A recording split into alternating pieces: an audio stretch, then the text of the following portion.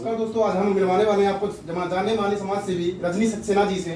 तो आज के मैं आपसे आज पूछना चाहूंगा कि आज के मुख्य कार्यक्रम के उद्देश्य क्या हैं। पहले तो एक बात मैं कहना चाहूंगी कि अगर हुआ धर्म पर घात तो मैं प्रतिघात करूंगी, क्योंकि मैं हिंदू हूँ, धर्म की ही बात करूंगी।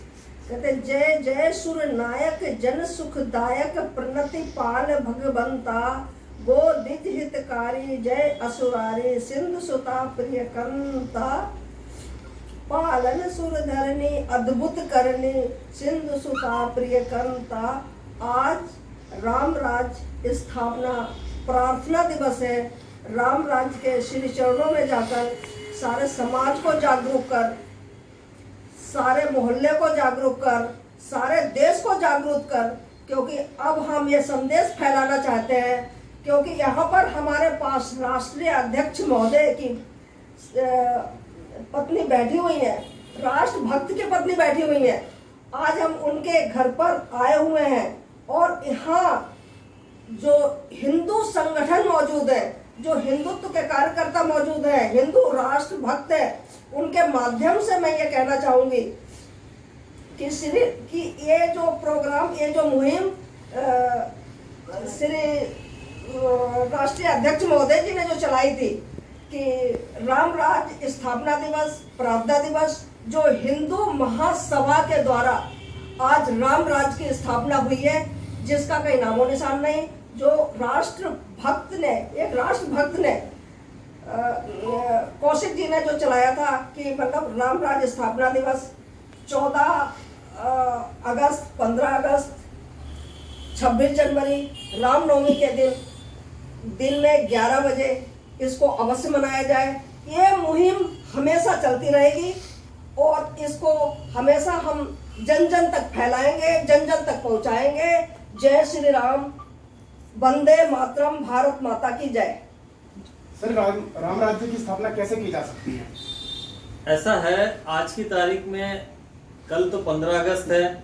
हाल ये है कि अखिल भारत हिंदू महासभा का जो भवन है, वहाँ पर लोगों को 15 अगस्त तक रुकने की अनुमति नहीं है। कोई एक भी व्यक्ति बाहर का नहीं रुक सकता है। तो ये कैसा राम राज्य लाया जा रहा है, ये तो यही लोग जाने कि भारत को स्वतंत्र हुए 70 वर्ष होते आ रहे हैं और अभी ये हाल है कि हम स्वतंत्रता दिवस के दिन जो है यहाँ आतंकवादी हाई अलर्ट के कारण कोई कार्यक्रम नहीं कर पा रहे हैं। और हमारे जो अखिल भारत हिंदू महासभा के जो राष्ट्रीय अध्यक्ष चंद्र प्रकाश कौशिक जी थे, उनकी धर्मपत्नी श्रीमती ममता त्यागी जी इस राम राज्य स्थापना प्रार्थना का संकल्प जो है आगे बढ़ा रही हैं। और कौशिक जी का जो योगदान था श्री राम मंदिर बनाने में, अखिल भारत हिंदू महासभा का जो योगदान था राष्ट्र हित में, वो कभी भुलाया नहीं जा सकता है और वो एक बहुत बड़ा अचीवमेंट है। तो राम राज्य स्थापना के लिए अभी वर्तमान स्थिति में ये निर्णय लिया है सामाजिक संगठनों ने कि इसका राम राज्य स्थापना का जो हमारा सपना है वो भगवान श्री रामचंद्र जी, भगवान श्री हरि के श्री चरणों में प्रार्थना करके ही संभव है। क्योंकि अभी सरकारें जो है वो अल्पसंख्यक मंत्रालय हो, अल्पसंख्यक आयोग हो, उनके द्वारा हिंदुओं का पैसा, हिंदुओं की धन संपत्ति जो है उसका नुकसान किया जा रहा है और गैर हिंदुओं को लाभ पहुंचाया जा रहा है, जिसके कारण लव जिहाद और अनेकानेक समस्याएं, धर्मांतरण प्रमुख रूप से बढ़ रहा है। और उसको रोकने के लिए कोई कानून नहीं बना रहे, ना ही कोई नीति बना रहे हैं। और बहुत से ऐसे संगठन हैं जो कि वास्तव में नीतिगत तरीके से काम ही नहीं करना चाहते। नारेबाजी खूब चल रही है, लेकिन उससे कोई उसकी नीति कुछ नहीं है, जिससे हिंदुओं का दिनों दिन नुकसान ही नुकसान हो रहा है। और लगभग 2007 से लगभग 2500 से 3000 लड़कियां जो है प्रतिदिन हिंदू लड़कियों का शिकार किया जा रहा है, धर्मांतरण के कराया जा रहा है उनका। तो हम ये चाहते हैं कि भगवान श्री हरि की जो प्रार्थना गोस्वामी तुलसीदास जी महाराज ने श्री रामचरितमानस में लिखी हुई है और संतों ने ये कहा है कि रोज प्रातः 11 बार ओंकार का गुंजन करें, और संकल्प करें, गहरा श्वास लेकर, खूब गहरा श्वास लेकर। 2011 में हमारे साधु संतों ने कहा था, भारत के प्रमुख संतों ने कहा था कि 2011 में कि इतना विकट समय आने वाला है, आप लोग शास्त्रों में 5 बार संध्या करने का नियम दिया गया कलयुग में, लेकिन हम वो नहीं कर सकते, तो कम से कम रोज सुबह प्रातः 11 बार ओंकार का गहरा श्वास लेकर जो है ओंकार का गुंजन करें और संकल्प करें कि सनातन धर्म की रक्षा हो।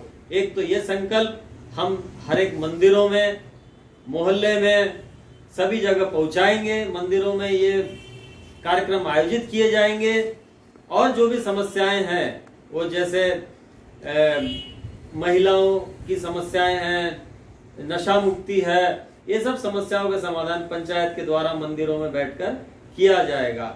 अनुसया समूह, जानकी धाम समूह, ये सब महिलाओं का जो मातृ शक्ति है वो इन समस्याओं को निपटाएंगी और इन समस्याओं को अपने ही स्तर पे निपटाने का प्रयास किया जाएगा। दूसरा हमारा ये है कि 11 बजे 15 अगस्त, 14 अगस्त को, 26 जनवरी को, 25 जनवरी को और रामनवमी को ये हम 11 बजे प्रार्थना करेंगे। जब गोस्वामी तुलसीदास जी ने लिखा है कि जब पृथ्वी जो है वो पाप के कारण जो है बहुत दुखी हुई, सभी देवता दुखी हो गए, मनुष्य सभी दुखी हो गए और उनको कोई रास्ता नहीं दिखाई दिया, और भगवान श्री हरि के शरण में जाकर जब उन्होंने प्रार्थना की तो भगवान ने सबको सुखी किया। अनंत काल तक जो है सुखी संपन्न शासन राजाओं ने किया और हमारे साधु संतों के मार्गदर्शन में उन्होंने ये किया। तो हमारा जो है आज का यही कार्यक्रम है और हमारे साथ में अखिल भारत हिंदू महासभा के राष्ट्रीय अध्यक्ष श्री चंद्र प्रकाश कौशिक जी, जो उनका स्वर्गवास हो गया है इस वर्ष जनवरी में, तो उनकी जो राम राज्य स्थापना का जो स्वप्न है वो हम लोग आज साकार करने के लिए यहाँ उनके घर पे श्रीमती ममता त्यागी जी के सानिध्य में हम लोग जो है ये प्रार्थना संकल्प का आयोजन कर रहे हैं। सर, अंत में प्रश्न पूछना चाहूंगा कि युवाओं को क्या संदेश देंगे कि किस तरह से वो हिंदू राम राज्य की स्थापना के लिए आगे बढ़कर आए? देखिए, युवाओं को तो संदेश यही है कि वो गलत और सही लोगों को पहचाने और भ्रमित ना हो और अपना विवेक जागृत करें। ऐसे लोगों के बहकावे में ना आए जो कि नीतिगत कार्य नहीं करते। और हमारे जो भगवान श्री राम हुए, भगवान श्री कृष्ण हुए, इन्होंने भी साधु संतों के मार्गदर्शन में जो है राज्य शासन किया और ऐसा शासन किया कि देवता भी आकर उनके प्रजा में कोई दुख या कोई गलती नहीं खोज पाए। तो मेरा कहना यह है कि साधु संतों ने जो मार्ग दिखाए हैं, ये जो 2 संकल्प आज हमने किए हैं, एक तो रोज प्रातः ओमकार का गहरा से गहरा श्वास लेकर गुंजन करें। संतों ने कहा था कि देखो इससे फेफड़े भी मजबूत होंगे, 2011 में कहा था, और आज देखिए कि कोरोना में फेफड़ों पर ही अटैक हो रहा है। तो साधु संतों की रहस्यमय वाणी बड़ी फायदेमंद होती है और 2011 में जो संतों ने कहा था, आज उसका परिणाम ये है कि उस पर ध्यान नहीं दिया जा रहा है, इसलिए समस्याएं बढ़ती चली जा रही है। धन्यवाद सर। एक्सक्लूसिव रिपोर्ट बाय जनता का फैसला एंड सक्रिय भारत। संगठन में महिलाओं की क्या योगदान है और किस तरह इस संगठन को मजबूत करने के लिए महिलाएं अपना भूमिका निभा रही हैं? मैं बताना चाहती हूँ आपको कि मैं पहले अपना परिचय दूंगी कि मैं चंद्र प्रकाश कौशिक, स्वर्गीय चंद्र प्रकाश कौशिक जी की वाइफ ममता कौशिक हूँ। और अब मैं आज से ये संकल्प लेना चाहती हूँ कि मेरे पति की इच्छा थी कि वो ये राष्ट्र का संकल्प ले भगवान श्री के चरणों में जाकर के, और वो भगवान श्री के चरणों में जाकर ये संकल्प ले रहे थे कि मैं हिंदू राष्ट्र बनाना चाहता हूँ और हिंदू राष्ट्र में युवाओं को आगे बढ़ा के सबको साथ लेकर चलना चाहते थे। और आज मैं यही संकल्प मैं ले रही हूँ कि मैं ये चीज़ करके रहूँगी। इसका मैं संकल्प पूरा का पूरा लिया है और यही चाहती हूँ कि भगवान हिंदू राष्ट्र बना के रहे और उनका सपना साकार करके ये सब मेरे साथ लगे हुए हैं भाई बहन सारे, और उसी से ही हिंदू राष्ट्र बन के रहेगा, ये मेरा संकल्प। एक्सक्लूसिव रिपोर्ट भाई।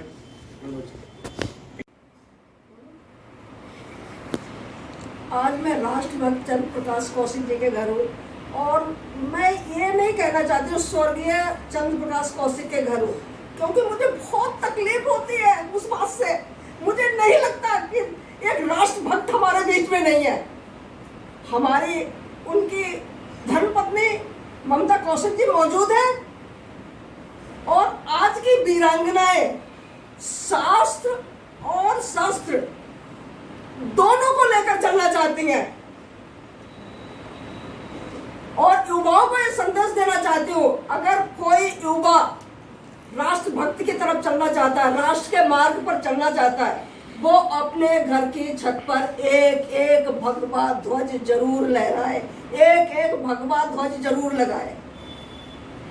कहते जापे कृपा राम की होई, तापे कृपा करे हर कोई। जय जय श्री राम। जय श्री राम।